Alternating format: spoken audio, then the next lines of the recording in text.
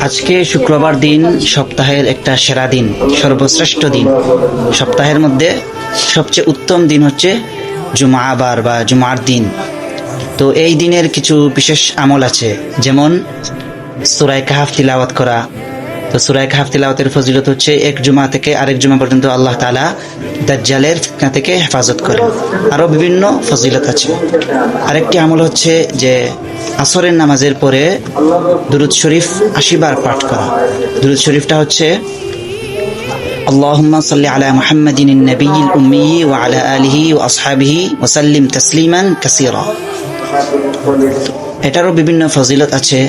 আরেকটা আমল হচ্ছে যে মাগরিবের সালাতের আগ মুহূর্তে দোয়া করা।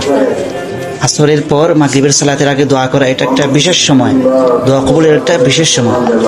আরো বিভিন্ন আমল আছে। আল্লাহ তাআলা আমাদেরকে এই শুক্রবারের বিশেষ আমলগুলো করার তৌফিক দান করুন। আমিন।